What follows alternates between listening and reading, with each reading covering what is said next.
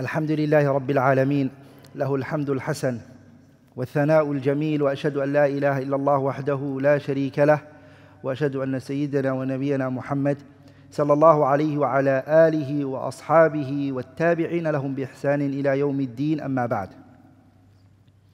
In today, Insha Allah Ta'ala's session on the ongoing series where we were speaking about Ahkamul Kasb, rulings regarding earning.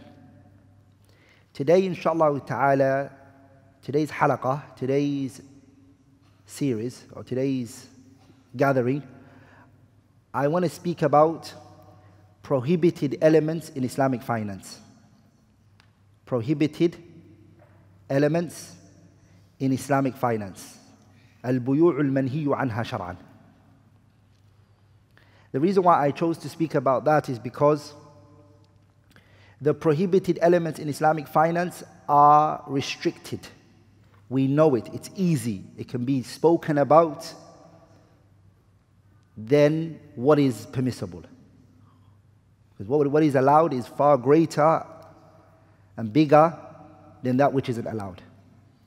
So wisdom calls to speaking about that which is restricted and limited, and to discuss that. What does the word al-bay'u mean? What is the definition of al-bay'? Because that's the term that we're speaking about, al-buyu'u al-manhiyu anha shar'an. So what does the word al-bay'u mean? And so today, inshallah ta'ala, I might be slightly technical, but we need this in order to speak about other types of transactions that are done in our modern time, that people do and use. And if you don't understand these principles and you don't comprehend it properly, we will struggle to agree on those rulings later, inshallah ta'ala. So qawa'id and dawabit. This is principles that will aid you and support you in any type of transaction that you're ever going to do. Today you're going to learn why is it haram. But again, principles. And principles are what you bring back everything else to. So you might have one principle, and under that might fall under it maybe even 100 types of suwar. 100 different forms of buying and selling might fall under that one principle. Okay? So what does the word al-bay'u mean? Al-bay'u, it means, as Al-Imam al-Nawawi rahimahullah, the great Shafi'i scholar, this great Shafi'i jurist said, he said, al-bay'u naqlu al-milki ila al-ghayri bi-thamanin wa-shira'u qabuluh. Nawawi rahimahullah, he said, bay' means to pass over. It is to pass over. It is to give to another individual the ownership of something with a price. That's what bay' means. It's to what? It is to pass over that which you own. It's yours. You own it. And you're passing it over to someone, and it's based on a price. Meaning, you give me this much money, and this is the product that you want. وَالشِّرَاءُ قَبُولُهُ. And Nawawi explained what the word shira means. Shira is the one who's accepting it, and the bay' is the one who's selling it. And they are slightly interchangeably used. So bay' means to sell your ownership of something, you're giving it to someone else on a price. And shira means it's to accept it. That's the statement of Al-Imam al-Nawawi rahimahullah. And we're going to take that, even though there are other different definitions out there, but we will just take this one for now, inshallah ta'ala. What is the wisdom? Second point. So the first point was the definition of al-bay'. We know what the definition of al-bay' means, right? The second point, hikmatul bay'. What is the wisdom in al-bay'? What is the wisdom in al-bay'? Our religion, what you have to understand is there are wisdoms, not wisdom, but wisdoms, plural, in legislations. Nothing is legislated without a wisdom. Everything Allah legislated subhanahu wa ta'ala, there is a wisdom behind it. And sometimes we know what the wisdom is. And sometimes we don't know what the wisdom is. And because we don't know the wisdom, it doesn't mean there is no wisdom. So we know the wisdom in the legislation of al-bay'. There are over 60 plus wisdoms in buying and selling. I am only going to mention one or two Insha Allah ta'ala. The first one is, everyone is in need of what is in the possession of someone else. We need that which is in someone else's hand. And Islam allowed us to take the ownership of that thing in that person's hand without force or humiliation. Force is robbing the person from it, and humiliation is begging for it. So Islam legislated a third option. Without force being involved, and without any humiliation being involved, you can take the ownership of this thing. And that is why Allah Tabarak wa Ta'ala said in the ayah, Ya ayyuha alladhina amanu, those of you who believe, La ta'kulu amwalakum, do not eat each other's wealths. Bainakum bil batili, don't take and consume one another's wealth and one another's belongings unjustly. Illa an takuna tijaratan, unless it is a business based on mutual consent. Illa an takuna tijaratin an taradin minkum. That's bay'ah. Because taking it from someone forcefully, it goes against mutual consent. And also humiliating yourself doesn't come with the form of mutual consent, because no one likes to humiliate themselves. Okay? So the Shariah has set bay' for that wisdom. I can take what is in your hand without me forcing it to take it out of your hand, and without me having to humiliate myself. I buy it from you with honor. That's the first wisdom. And before I move on to the second one, some scholars, they wrote books on that first wisdom. Like the great Indian scholar, Shah Waliullah Dehlawi rahimahullah. He has a kitab called Hujjatullah al-Baligha. Shah Waliullah Dehlawi, the great Indian scholar, he mentioned a chapter in where he speaks about Mahasinul Islam, the excellence of Islam, and how Islam is for every time and every place, and in every situation Islam brings a solution. And in there he mentions how Islam has brought about good in terms of buying and selling, and he speaks about it there. And also the great Hanafi scholar Al-Bukhari al-Hanafi, not Al-Imam al-Bukhari, but another Imam who's from the same land as Al-Imam al-Bukhari, who was a Hanafi scholar. He also speaks about it, that this falls under the Mahasinul Islam. The second wisdom of why Islam legislated buying and selling is it can be a means to enter paradise. Buying and selling, it's a means to enter Jannah. If the individual who is involved in the trade has an intention, and his intention is to uplift harm and hardship from others, it can be a means to enter Jannah. And it falls under the hadith of من نفس عن مؤمن كربة من كرب الدنيا نفس الله عنه كربة من كرب يوم القيامة والله في عون العبد ما كان العبد في عون أخيه. The Prophet said, anyone who relieves from a Muslim hardship of this worldly life, Allah will relieve from you the hardship of the day of judgment, the day of resurrection. Allah will relieve from you the hardship and the burdens of that day, because you uplifted from a human what? You uplifted from a human a hardship that they were going through. And if you come with that intention when you're buying and you're selling, you can actually get rewarded for it, and it can be a means to Jannah. Especially if you have the quality of being an individual who's lenient and generous in your buying and your selling. ولذلك الإمام البخاري رحمه الله, the great Imam, whose book we consider to be the most authentic book after the Quran, He has a chaptering in his Sahih. And he said, Babu as-suhulati was-samahati fi shira'i wal-bay'i. Chapter. One should be lenient and generous when buying and selling. And Imam al-Bukhari says, Babu, the chapter, as-suhulati was-samahati fi shira'i wal-bay'i. Being lenient and generous when buying and selling. That one should try to be lenient and generous when buying and selling. And Imam al-Bukhari, under that chapter, he brought the statement of the Prophet ﷺ, where the Prophet said, رحم الله رجلا. May Allah have mercy upon one. سمحا إذا باع وإذا اشترى وإذا اقتضى. May Allah have mercy upon a person who is lenient in the buying.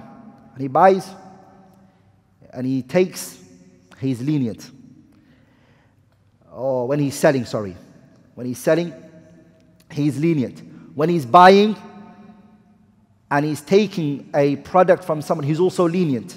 And even when he is demanding for his wealth, he's borrowed a people money, when he asks for it, he makes sure that he's also lenient and generous. He gives people a longer time. ولذلك Imam al-Bukhari chaptered another chaptering in his Sahih, where he chaptered it and he called it Babu man anzara mu'siran. The chapter of who allows time for the one who is burdened. In other words, you gave wealth to someone. And so then what you do is, you say to the individual, give it to me when you can. I will not burden you for it. And then Imam al-Bukhari, straight after that, what did he bring? He brought the story of the man. The Prophet said, كَانَ تَاجِرًا. There was a man, there was a merchant, يُدَانِ النَّاسَ. He used to lend money to the people. فَإِذَا رَأَى مُعْسِرًا. And whenever he saw his debtor, the person who took the money and the wealth from him, when he saw him, he was strained. And it was hard on him to pay back. And his circumstances wasn't as good. What he would say is, فَإِذَا رَأَى مُعْسِرًا قَالَ لِفِتْيَانِهِ. He would say to his slaves, let go of this person. تَجَاوَزُوا عَنْهُ. Let go of him, leave him. لَعَلَّ اللَّهَ. There may be a possibility أن يتجاوز لَعَلَّ اللَّهَ أن يتجاوز عَنَّا. Allah may forgive us. Let this man go. His situation isn't bright. He doesn't have the wealth to pay us back now. Let's leave him. Allah may let us go the day of judgment. فَتَجَاوَزَ اللَّهُ عَنْهُ. And the narration mentions, so Allah forgave him. So this man, through his bay', because we're going to learn, borrowing people money falls under bay' and ahkamul mu'amalat. He earned a place in Jannah. And Allah forgave him, subhanahu wa ta'ala. So don't belittle your buying and your selling. The Prophet said it, رحم الله. May Allah have mercy upon a person. سمحا إذا باع. When he buys, he's just a simple person. وَإِذَا اشْتَرَى وَإِذَا اقْتَضَى. And when he sells, he's a simple person. And when he borrows, he's a simple person. And when he gives back wealth, he's also a simple person. He's just an easygoing person. He's not a complicated person. This is a means to Jannah. Okay, it's a what? It's a means to Jannah. Al-Imam Ibn Hajar rahimahullah, when he brought this, Bukhari brought this hadith in his Sahih, he mentioned a benefit I liked about this man who used to borrow, who used to lend money to the people. He mentions that some of the narrations show that this man never did any other khair except this. No other good he did. Never did this man come with any other khair. Some of the riwayat mention, except this. And Ibn Hajar rahimahullah commented on it, and he said the following. He said, وَفِي الْحَدِيثِ الْبَابِ وَالَّذِي قَبْلَهُ أَنَّ الْيَسِيرَ مِنَ الْحَسَنَاتِ إِذَا كَانَ خَالِصًا لِلَّهِ كَفَّرَ كَثِيرًا مِنَ السَّيِّئَاتِ أما كُفِّرَ كَثِيرًا مِنَ السَّيِّئَاتِ. And the hadith in this chapter, Ibn Hajar is saying, and the hadiths in the previous chapters, the hadith in this chapter and the one before that, he said, it shows أن اليسير من الحسنات, small righteous deeds that you do, إذا كان خالصا, if you do it with sincerity, you may be forgiven for a lot of wrongdoings that you've come with.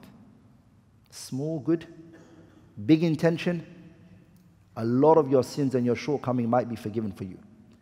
So this is the second wisdom in why bay' was legislated, because it can be a means for you to enter Jannah. And Allah mentioned that in the Quran, the one who is simple when he lends money to others. Allah said about him, وَإِن كَانَ ذُو عُسْرَةٍ فَنَاظِرَةٌ إِلَى مَيْسَرَةٍ. That one should try, if he borrows people wealth and he gives them money, that he looks at the easy way for people. Now we're going to go into the third point, inshaAllah ta'ala. What was the first point that we spoke about? The definition of al-bay'. The second point that we're going to speak about is, the second point that we spoke about was what? The wisdom of bay'. And I only mentioned two. There are more than that, but I only stuck with those two. Now I'm going to go into the third one, which is ruling of al-bay'. What's the ruling of al-bay'? Is it permissible? Is it not? There is a unanimously agreed upon principle in our religion. If you open a fiqh book today, okay, all of you guys, if you open a fiqh book today and you want to study fiqh, you will realize that the scholars, they categorize the fiqh books into 2 chapters. And if we break it down, we can say 4 chapters. But if we bring it together, we can say 2 chapters. What are the 2 chapters? Ibadat. The first chapter of fiqh books are all ibadat. So they talk about at-tahara first. And the reason why they talk about at-tahara is because the chapter after that is going to be what? As-salah. The chapter after at-tahara is what? It is as-salah. And the qa'idah is مَا لَا يَتِمُ الْوَاجِبُ إِلَّا بِهِ فَهُوَ wajib. Salah cannot be done unless you're in a state of purity, so it became a necessity for them to discuss tahara. So that's why they bring tahara in there. And then within tahara, they start with the chapter of water. Because the thing that you purify yourself first of all is with what? It's water. So scholars, they put this down in this sequence for a reason. And then once you study at-tahara, what do you go to? You go to as-salah. And then you go to as-sawm, and then al-zakat, and then al-hajj. Ibadat is over now. You see? Ibadat is what? It is over. The 4 pillars of Islam. Islam pillars are how many? 5. La ilaha illallah is studied in the Tawheed. So they don't bring it in fiqh books. They speak about the 4 pillars of Islam. As-salah, al-zakat, as-sawm, and al-hajj. But before salah, they had to mention al-tahara because salah cannot be done without al-tahara. So those are the 5 chapters that you take in what? In al-ibadat. In the chapter of ibadah. The scholars, they then unanimously agreed upon that ibadah, al-aslu fil ibadat al-mana', that the default position regarding ibadat is that you can't do anything unless it's prescribed. Unless the legislator, Allah Azza wa Jalla, and His Messenger, they prescribe it for you. Meaning you can't do anything in salah, zakah, sawm, al-hajj. You can't. Unless you have what? Unless you have a dalil. Unless you have a what? Unless you have an evidence for it. Are we all together? And then the second chapter that starts, the second book that starts after that is called Al-Mu'amalat. If you worshipped Allah, your relationship with Allah has become strong, and you come with ibadah, what's the second thing that you need to have? Relationship with the people. Mu'amalat is your relationship with the people. And the scholars then unanimously agreed that the mu'amalat, its default position is permissibility. وَالْأَصْلُ فِي الْمُعَامَلَاتِ الْجَوَازِ al-ibaha. That the default position when it comes to mu'amalat is that it's permissible, unless there comes an evidence that proves otherwise. So if we find 2 people here, they are discussing a transaction. They are discussing a type of transaction. The one on the right is saying it's permissible. And the one on the left is saying what? It's not permissible. It's impermissible. Who needs to provide the evidence? The one who's saying is what? It's impermissible. Because the one who's saying it's permissible, he's upon the default position. He doesn't have to provide evidence, because every type of transaction by default, it is permissible until proven what? Until proven otherwise. Are we all together? Which is what the usuliyin call al-istishab, biqa' ma kana ala ma kan. It's the default position. So what we say here is, buying and selling, the ruling for it is that it's permissible and it's allowed, unless there comes an evidence that doesn't allow it. So this qa'idah, you need to know it. ولذلك الشيخ الإسلام ابن تيمية, he said, فإن المسلمين إذا تعاقدوا بينهم عقودا ولم يكونوا يعلمون لا تحريمها ولا تحليلها فإن الفقهاء جميعهم فيما أعلمه يصححونها. Shaykh al-Islam Taymiyyah said what I just mentioned, that if the Muslims are having, or the Muslims are doing a type of transaction, a type of buying and selling, the Muslims are doing it, and they don't know whether it's halal or haram, they don't know. The fuqaha, the jurists, all of them, they permit that transaction, because they hold that the default position is that every type of transaction is permissible until proven otherwise. Are we all together? And the evidence for that is قوله تعالى الذين يأكلون الربا لا يقومون إلا كما يقوم الذي يتخبطه الشيطان من المس ذلك بأنهم قالوا إنما البيع مثل الربا وأحل الله البيع وحرم الربا. وأحل الله البيع. Allah permitted al-bay'. The word وَأَحَلَّ اللَّهُ الْبَيْعَ, the alif al-lam in there, there's a dispute amongst the fuqaha, amongst the mufassirin, and also the fuqaha, and even the nuhat, the grammarians. What is the meaning of وَأَحَلَّ اللَّهُ الْبَيْعَ? Alif al-lam, al-bay'a, the alif al-lam. Is it istighraqiyah? Does it mean all of the types of bay'a are permissible? Or is it not? That which we hold is that this al-bay' is amun makhsus. It is general al-bay', meaning all of the types of buying and selling are permissible, and except the ones that we're going to mention today. These are the only ones that go out. Any other buying and selling is what? It is permissible. The ones that we're going to mention today, what took it out is external evidences. Okay, so this is called what? Amun makhsus. Allah tabarak wa ta'ala, He permitted all types of bay'ah. Also the Prophet sallallahu alaihi wasallam, he said, al-bay'ani bil-khiyari ma lam yatafarraqa. The buyer and the seller have the option to cancel or to confirm a type of transaction. That again shows us buying and selling is what? That it's permissible. We've now spoken about the third pillar. The third point. How many points did we mention? The definition of al-bay'ah. We've done that. The second one was what? The wisdom of buying and selling. We also spoke about the ruling of buying and selling. What is the ruling? Permissibility until proven otherwise. Now I want to go into a fourth point, which is pillars of al-bay'ah. Arkanul bay'ah. Buying and selling stand on pillars, particular pillars. The pillars that they stand on are three pillars.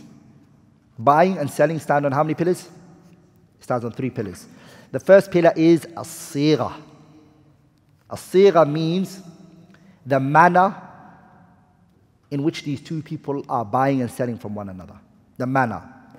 For instance, saying to the person, I sell this product to you. And the other person saying, I accept. What do the fuqaha call al-ijab wal-qabul. Buying and someone saying, I've accepted from what you've given to me. Just like marrying a woman. The wali and the girl's guardian will say to the man, I will marry you off to my daughter, Fulana binti Fulan. And I'm going to marry you off to her with these conditions, that her dowry is this much. And he says things. And then he says to the individual, Aqabilta, did you accept what I just said? And the person says what? Qabiltu, I accept. وَلِذَلِكَ marriage falls under mu'amalat. It's a type of transaction. So there's a sigha. Okay, there's a what? There's a sigha. Sigha meaning a way that it's done. The second pillar is al-aqidan. Al-aqidan are the two parties. The two parties. The two parties are the two individuals, the one who's buying and the one who's selling. The one who's buying and the one who's selling. There are conditions also placed for them, that it has to be sanity, they have to be both sane, okay? They have to reach age of puberty, and the other person has to be pleased with taking the transaction, and the other, they have to be pleased with each other, okay? Again, there's exceptions that can happen here, like can a little child go and buy milk for his mom or sugar from the corner shop? Is it accepted or not? That's not what we're talking about now. That is permissible. بإجماع أهل العلم. And also, can a transaction happen if a court see the obligation that a particular individual is not paying his debt and he has the money and he's choosing not to pay, that some of his products get taken from him forcefully, and then the court sell his product, okay? And then the money that's made is paid from towards the people that he's taken the wealth from. Is this transaction done? Is it permissible because this person wasn't pleased with his car being sold or his... Again, of course it is, because the consensus of the scholars. But again, we're not talking about that today, inshallah ta'ala. The third pillar is the one we're going to focus on today, which is al-ma'qud alayhi.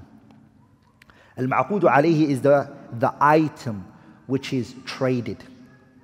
The item and the product which is traded. For example, money for a product. This is the one that we're going to focus on today, the third pillar. We're not going to talk about the first two ones and how they work. We are going to focus on the item that's going to be sold. Is it halal or is it haram? Okay? We're going to be talking about what the selling and the buying is happening on. This is what we want to speak about in today. And I don't think we'll be able to finish it all today. We might have to finish it off, inshallah ta'ala, next week, inshallah ta'ala, this particular point. Another point that I want to mention before I go in, and that is ruling on studying al-bay'ah. This is the fifth point, right? This is the fifth point, or the fourth point.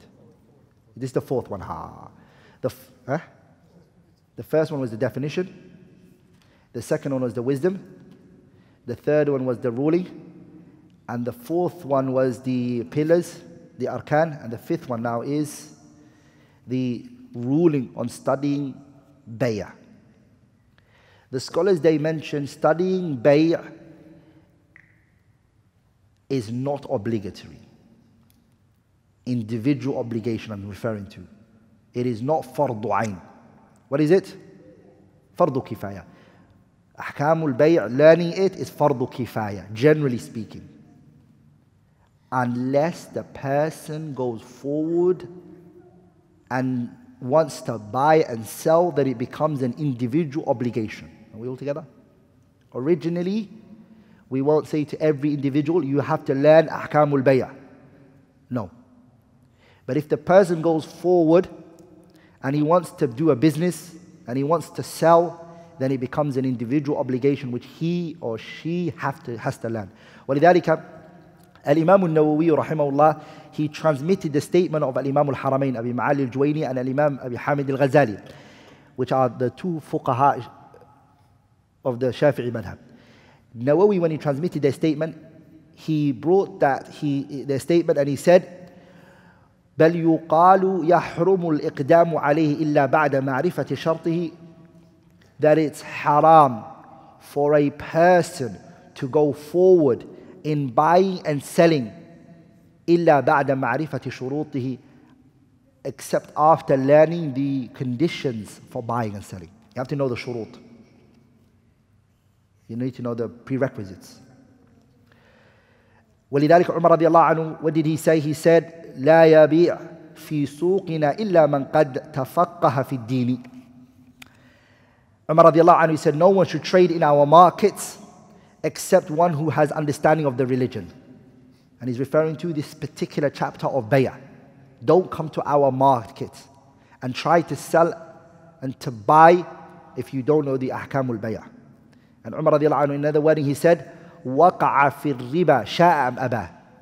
That person will fall into riba whether he likes it or not. If you don't learn the ahkamul bay'ah, you will fall into riba whether you like it or not.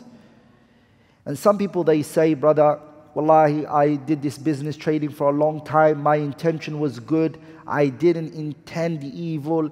What should I do in this situation? The qa'idah, according to the scholars, is وَحُسْنُ الْمَقْصَدِ لَا يُبَرِّرُ سُوءَ الْفِعْلِ.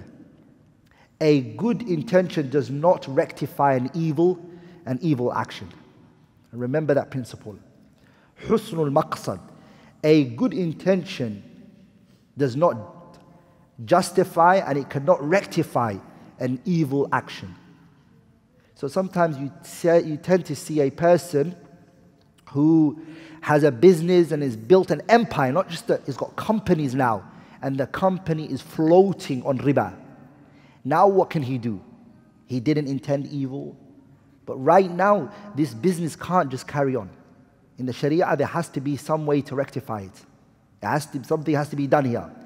So before you go forward in buying and selling, learn the ahkamul bay'ah. Learn at least the basics. Learn at least what? At least the basics. And if you are suffering from comprehending it, then at least have on your board a person of great knowledge who can be referred to.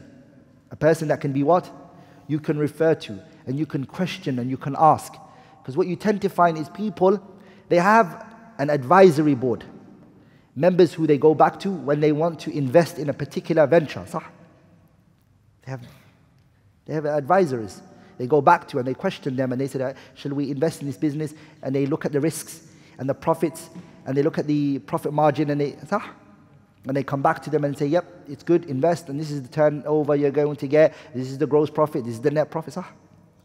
The same thing is what you need when it comes to what? The halal and the haram.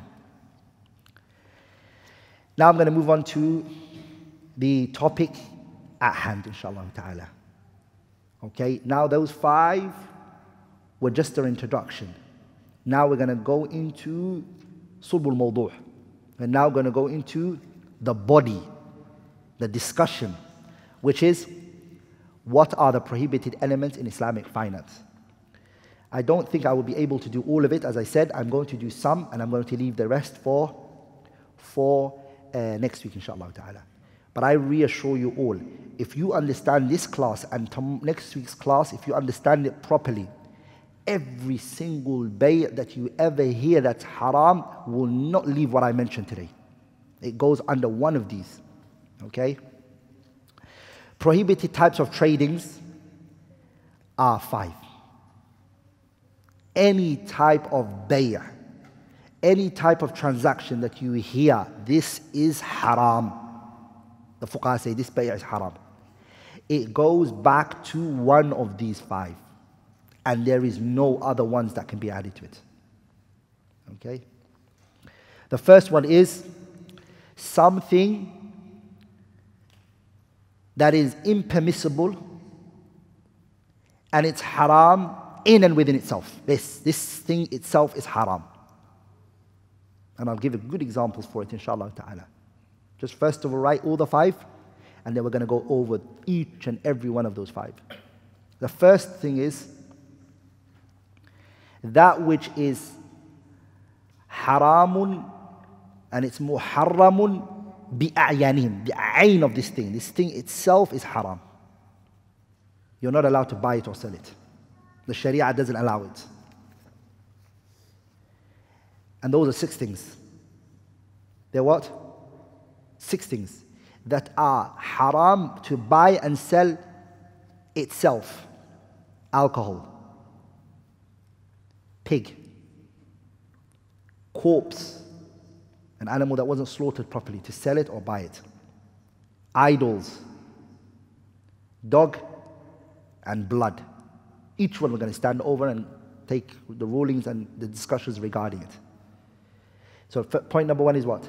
Things that are muharram, they are haram in and within themselves. And there are 6 things that the Sharia mentioned. The first one is alcohol.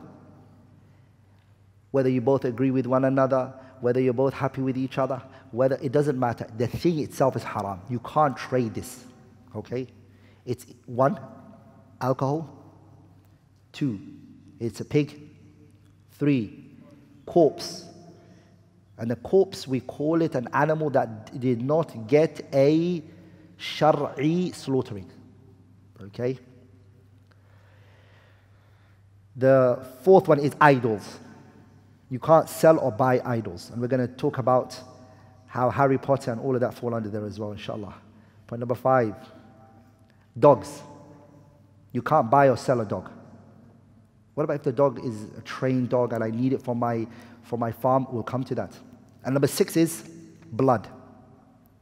Does hijama fall under there? We'll come to that as well, inshallah.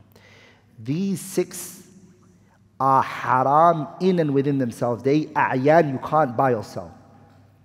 The second thing is the presence of ambiguity. The reason why it's haram is the presence of ambiguity. This trading was made haram not because this thing is haram. No, there's nothing wrong with the thing. The thing is good. But there's ambiguity in it. Is what the fuqaha call bay'ul gharar. Bay'ul gharar. And we'll speak about that inshallah ta'ala. Number 3 is a bay' which is a bay' that has in it wujida fihi ad-darar. There is harm in it. This type of transaction brings about harm. What does that mean? What can you give examples? We'll come to that. Each one we're going to stand over. This one is wujudul darar. The reason why it's haram is because there's what? There's harm present. Number 4 is that which it has in it riba, or it leads to riba. It has riba in it, or it's going to what? Lead to riba. And we'll speak about what that means inshaAllah ta'ala. The 5th and final one is something that the bay' is haram because of the place and time. Maybe after the adhan of Jum'ah, or place meaning in the masjid you can't buy or sell. We'll come to those examples as well in great details. Any type of bay' that is muharram, that is manhiyun anha, it falls under one of those 5. Okay? Nothing else. Let's go over the first 2 today inshallah ta'ala, and we leave the rest for next week inshallah ta'ala. So let's take the first one, which is the product is prohibited in its essence. So number 1 is what? The product and the item is prohibited in its essence. And how much did we say? How many of them are they? There are 6. Let's stand over the evidence for each one. The first one is alcohol, and it's also dead animals and pigs and idols. Sah? The Prophet ﷺ, he said in a hadith, alayhi salatu wasalam, hadith Jabir ibn Abdullah, and Al-Imam al-Bukhari and Muslim both narrated. Jabir said, this was in the year of the conquest of Mecca. The Prophet ﷺ, he said, Inna Allah wa rasulahu harrama bay' al-khamri. Allah and His Messenger, they prohibited what? They prohibited the trade of alcohol. Wal maytati, and dead animals. A dead animal is that which has not been slaughtered in the way that the Shariah permitted, and the way that the Shariah sanctioned. It hasn't been slaughtered in that manner. We consider that to be a dead animal. Okay? Or a person cut a part of the animal whilst the animal was alive. And then the animal died from that. That piece of meat that was cut from the animal, even if the animal didn't die, it's still considered to be what? Haram. The Prophet said in the hadith, مَا قُطِعَ مِنَ الْبَهِيمَةِ وَهِيَ حَيَّةٌ فَهِيَ مَيِّتَةٌ. That which has been cut from the animal whilst it was alive, it is considered to be what? A corpse or a dead animal's meat. You're not allowed to do that. So, khamar, the Prophet mentioned it in that hadith. The second thing that the Prophet mentioned here in this hadith is what? Dead animals. The third thing that the Prophet mentioned in this hadith was wal khinzir.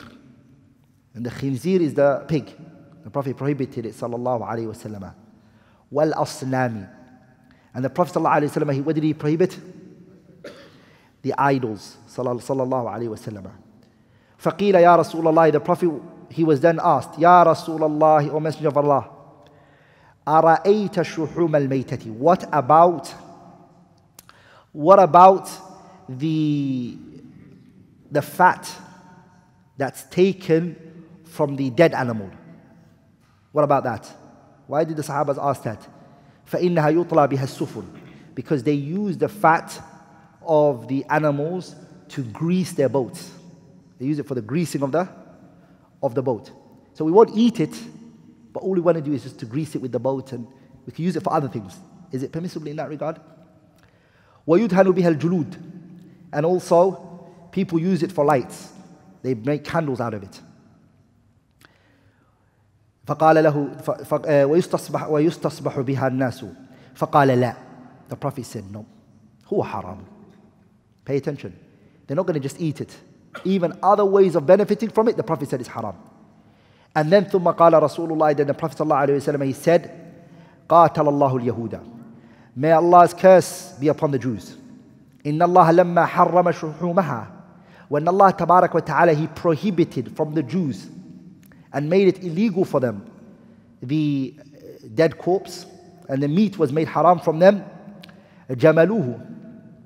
What they did was they melted it. ثم باعوه فأكلوا ثمنه. And then they sold it in the market, and the money that they used, so they benefited from it in another way. It was made haram from them. They should have abandoned it and left it, but what they did, it was hila. So they melted the fat, they took it to the market, they sold it, they made money out of it. Because when something is made haram from you, the qa'idah is what? إِنَّ اللَّهَ إِذَا حَرَّمَ شَيْئًا إِنَّ اللَّهَ إِذَا حَرَّمَ شَيْئًا. If Allah prohibits something from you, حُرِمَ ثَمَنُهُ. Also what is made haram from you is what? The money that can be made out of it. It's made haram from you. So, and it's also what the ayah, وَعَلَى الَّذِينَ هَادُوا حَرَّمْنَا عَلَيْهِمْ كُلَّ ذِي ظُفُرٍ وَمِنَ الْبَقَرِ وَالْغَنَمِ حَرَّمْنَا عَلَيْهِمْ شُحُومَهُمَا إِلَّا مَا حَمَلَتْ ظُهُورُهُمَا أَوْ الْحَوَايَا أَوْ مَا اخْتَلَطَ بِعَظْمٍ. The ayah mentions it as well. Also, Ibn al-Qayyim said something very powerful regarding this hadith. He said, فَاشْتَمَلَتْ هَذِهِ الْكَلِمَاتِ. These words of the Prophet ﷺ, meaning prohibiting the alcohol, the pig, the corpse, and the idols. Ibn Qayyim said something very powerful. He said, فَاشْتَمَلَتْ هَذِهِ الْكَلِمَاتِ. The prohibiting of these things, it consists of عَلَى تَحْرِيمِ ثَلَاثَةِ أَجْنَاسِ. There are three types of categories. From this hadith, what we take from it is the things that are prohibited. The reason why they're prohibited is because they fall under three types of categories. Which is what? مَشَارِبَ تُفْسِدُ الْعُقُولِ. Substance that you take that harm your brain, alcohol. وَمَطَاعِمَ تُفْسِدُ الطِّبَاعَ. And also food that all harms your natural disposition, which is the pig. Eating it, they say that it can harm a person's natural disposition. وَأَعْيَانٌ تُفْسِدُ الْأَدْيَانَ. And also what? Things that harm your religion, like idols. You buy it, you're giving it to someone else, they're going to buy it, and it's going to harm their religion. وَتَدْعُو إِلَى الْفِتْنَةِ وَالشِّرْكِ. And it calls to trials and disbelief and polytheism. So this hadith showed us the reason why these things were prohibited is because of one of these three. They're either going to harm your what? Aql. Or they're going to harm your natural disposition, your fitrah. Or they're going to harm your what? Your religion. And the deen came to protect all of those. And nowadays what falls under this that harms people's religion is books that have inside it magic and sorcery, which people buy and they read, even if it's a storybook, even if it's a novel, it falls under it. Harry Potter, you name these books, movies that people watch, that they download and they watch, and it has sorcery and magic and etc. in it. Buying and selling that falls under. It falls under the asnam, the idols, because لِعِلَّةِ because of a reason mushtaraka. There's a illah which is shared between both, which is they both are أعيان تفسد الأديان وتدعو إلى الفتنة والشرك. Also, what is prohibited is the blood. The blood is what? It's also prohibited. The Prophet ﷺ, he prohibited the blood, and you're not allowed to buy and sell blood. But there's two types of bloods that are permissible based on the hadith of the Prophet ﷺ. أُحِلَّتْ لَنَا مَيْتَتَانِ. Two corpses are allowed for us. وَدَمَانِ, and two types of blood are permissible for us. فَأَمَّا الْمَيْتَتَانِ, as for the two types of corpse that are permissible, فَالْحُوتُ وَالْجَرَادِ. The two types of dead meat which is permissible for us is the locust and the fish. وَأَمَّا الدَّمَانِ, as for the two blood, فَالْكَبِدُ وَالطِّحَالِ. It is the liver and the spleen. Those two types of blood and also are permissible.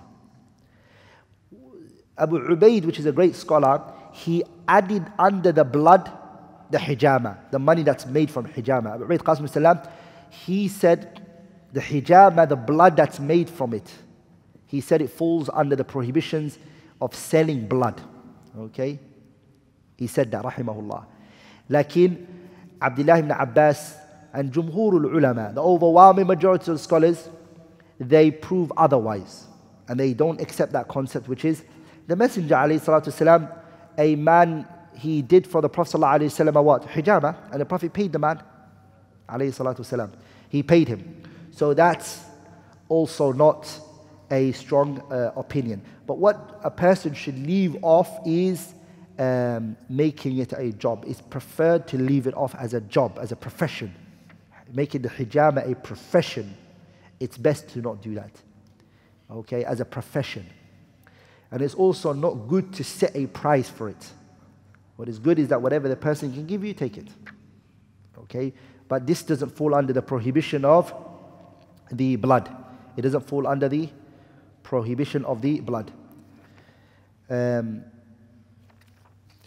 Also, what is prohibited is dogs. A dog is not allowed. The evidence for that is the hadith of Abu Juhayfa. The hadith of Abu Juhayfa, which is narrated in Sunan Sahih al-Bukhari, that the Prophet ﷺ, he prohibited, نهى النبي صلى الله عليه وسلم عن ثمن الكلب. The Prophet, he forbade the acceptance of the price for a dog. وَالدَّمِ, and the blood as well. The hadith mentions both of them. Now, the scholars, they disputed amongst themselves, is it for the every type of dog, or is it specific type of dog? What about if I have a farm and I need a trained dog? And the trained dog, of course, he goes through a training process. A person exerts efforts to teach the dog, and they want to charge for it. Is it allowed? Al-Imam Ibn Hajar rahimahullah, he says, وَالظَّاهِرُ النَّهِي. He says, وَظَاهِرُ النَّهِي تَحْرِيمُ بَيْعِهِ وَهُوَ عَامٌ فِي كُلِّ كَلْبٍ مُعَلِّمًا كَانَ أَوْ غَيْرَهُ. Ibn Hajar says, the hadith shows from the apparent that it's any type of dog. Because the Prophet didn't say, except this dog. And the fact that the Prophet left it general means every single type of dog is not allowed to be brought or sold. Okay? But what about if I really need it? The Hanbali madhab, as Ibn Qudama said, لا يختلف المذهب في أن البيع الكلب باطل أي كلب كان. Ibn Qudama, he said, within the Hanbali madhab, he said there's no difference of opinion. That the buying and the selling of the dog is batil, wherever that dog may be, whether it be a trained dog or not. Doesn't matter. Lakin Ibn Hazm said a very good statement of his that I liked. He said, rahimahullah, وَلَا يَحِلُّ بَيْعُ كَلْبٍ أَصْلًا. No one's allowed to sell a dog and make business from that. You're not allowed to. لَا كَلْبَ صَيْدٍ وَلَا كَلْبِ مَاشِيَةٍ. Whether that dog is the trained dog or not a trained dog. Doesn't matter. ولا غيرهما فإن اضطر إليه. But if a person's in a state of necessity, I need this dog and I can't find anyone giving me this dog, just like that. Someone is saying, I'll give you the dog, but for a price. فإن اضطر إليه, and there's a necessity, you need it. ولم يجد من يعطيه إياه فله ابتياعه. You're allowed to then buy it. I say, okay, how much does it cost? You're allowed to. وهو حلال, but it's halal for who? للمشتري حرام على البائع. It is halal for the one who's buying it, but it's haram for the one who's selling it. Why? كالرشوة في دفع الظلم. And he said this is similar to a person whose product and his property has been taken oppressively. Someone's got your land or they've got your house, okay? And they say to you, if you want it back, just give me some money, I'll give it to you. And you have to pay bribery, you have to bribe to get your own rights back. Are you allowed to do that? The ulama, they say you can. This is mine. I won't get it any other way, except I have to pay a bit of money to get my rights. But what is mine that's been taken from me unjustly, I can only get it if I bribe my way through it, okay? You can. And get what is yours, your house or your property or something has been taken from you. But who is it haram for? The one who's taking the money. The one who's giving it is not haram for him. He said it's the same when it comes to the dog. It is what? It is same when it comes to the dog. وَكَفِدَاءِ الْأَسِيرِ وَمُصَانَعَةِ الظَّالِمِ وَلَا فَرْقَ. And it's also like taking a captive from the people who are, they've taken a person, a captive. Are you allowed to buy and sell a person? You're not allowed to. But here you have to. You have to buy someone to bring back their freedom because they've been taken oppressively. He said that it's not haram for the one who's buying the person to make him free, but it is haram for the person who's selling it.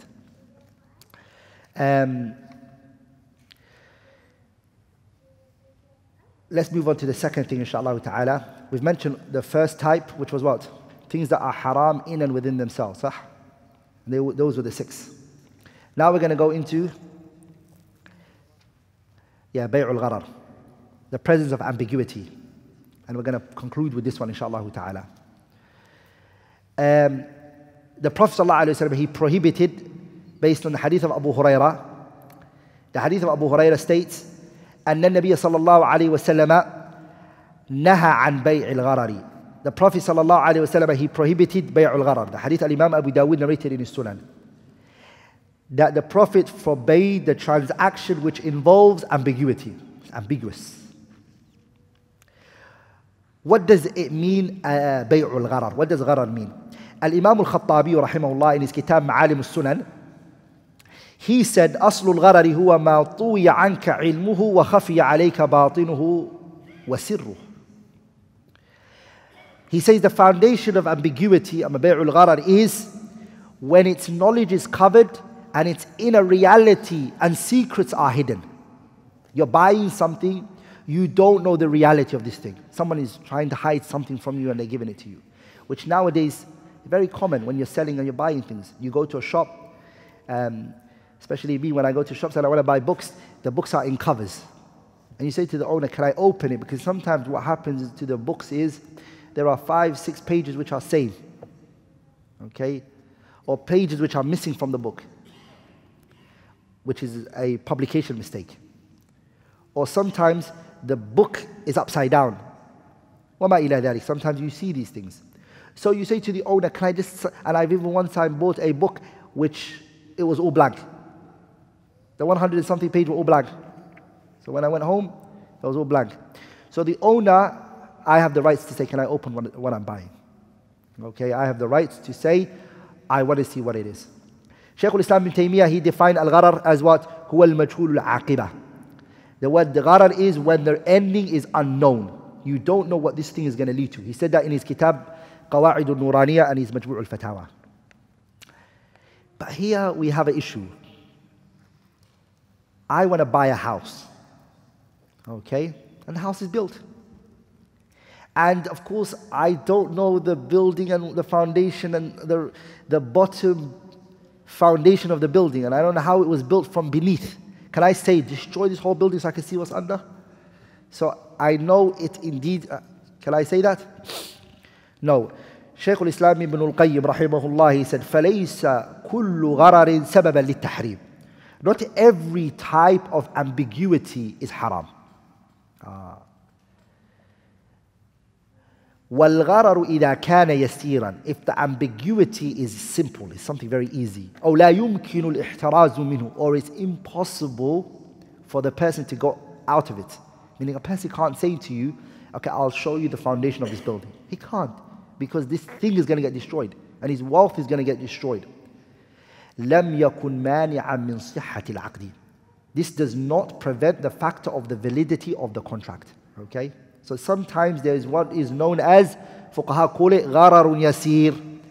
There is a what? Ghararun yasir, which is there is a small portion of ambiguity. Now I'm going to mention examples of ambiguous transaction. A. One of that which falls under bay'ul gharar, ambiguous buying and selling, is bay'u ma laysa indak. Selling that which you do not have. You are selling that which does not belong to you. Hadithu Hakim ibn Hizam, which Imam al-Tirmidhi narrated, he said, Nahani Rasulullah sallallahu alayhi wa sallam an abi'a ma laysa indi. The Prophet, he prohibited me, alayhi salatu wasalam, from selling what was not with me. The Prophet prohibited me to sell that which is not with me. So you're selling something to a person and you do not have it. You're going to buy it later. Brothers, the principles is what I want you to understand. Later, we're going to talk about Forex, online trading, Bitcoin. All of these things are going to come, but first of all, I want these principles to be understood, and these qawa'id, okay, and how they apply on our modern day buying and selling. So when the class finishes, don't interrogate me with questions. I just want to now put down the principles. Everything is coming. It is going to come. I promise you guys. Let's first of all understand these qawa'id. And Imam al-Bukhari chapter in his Sahih, and he said, باب بيع الطعام قبل أن يقبض وبيع ما ليس عندك. What I want from it is وبيع ما ليس عندك. Selling what is not yours. You don't have it. And why do I keep mentioning the tabweebat of Imam al-Bukhari? Why do I keep mentioning Bukhari's tabweebat? Babu, Bukhari made a chapter in. Because fiqh al-Bukhari fi tarajumih. Bukhari's fiqh is in his chapterings. And Imam al-Bukhari, his fiqh, his view, his opinions are in his chapterings. So when I say to you, Bukhari chaptered this in his Sahih, means this is the opinion of Imam al-Bukhari, rahimahullah. Are we all together?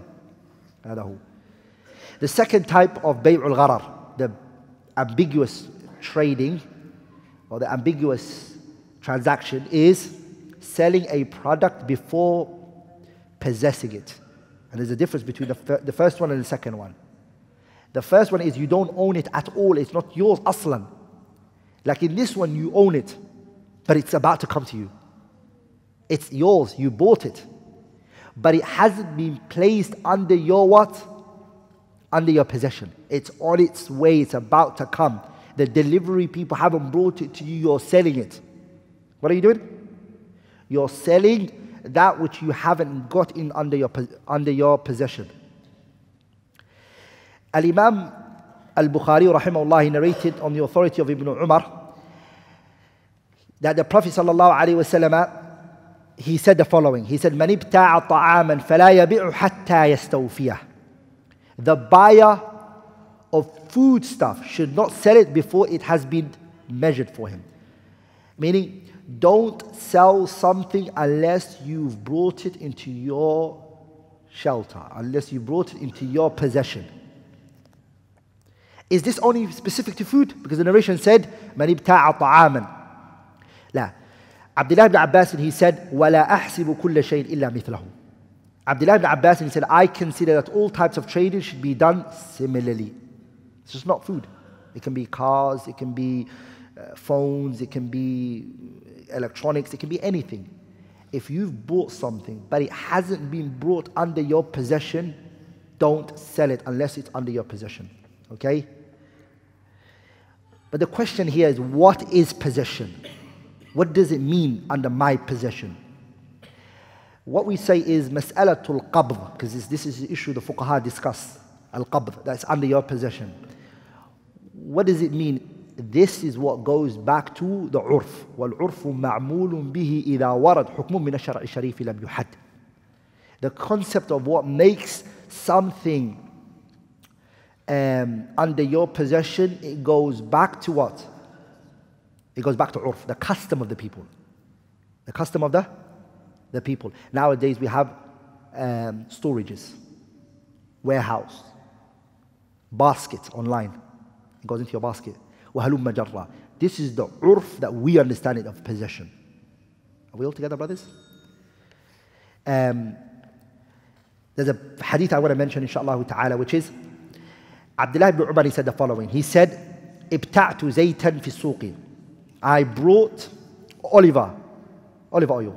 Abdullah ibn Umar. I brought olive oil in the market.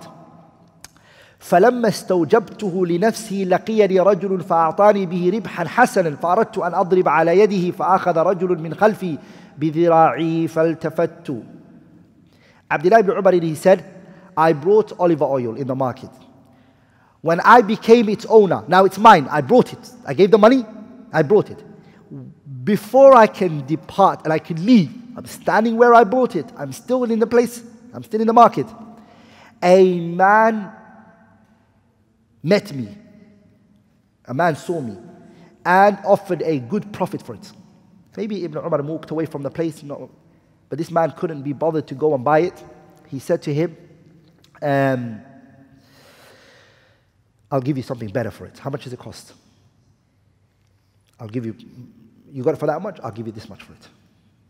He told Abdullah ibn Umar radiallahu anhu a good price for it. And Abdullah ibn Umar saw a good price, profit. He wanted to sell it to the man. As I was willing to sell it, فَأَخَذَ رَجُلٌ مِنْ خَلْفِي بِذِرَاعِي. A man grabbed me by the hand here, or here, and he grabbed me. And he said to me, لَا تَبِعْهُ. Don't sell it. Like that. And I looked. فَإِذَا هُوَ زَيْدُ بْنُ ثَابِتٍ. The man was Zayd ibn Thabit, the noble companion. He said to me, لَا تَبِعْهُ حَيْثُ ابْتَعْتَهُ. Don't sell it where you brought it. حَتَّى تَحُوزَهُ إِلَى رَحْلِكَ. Until you bring it to your possession.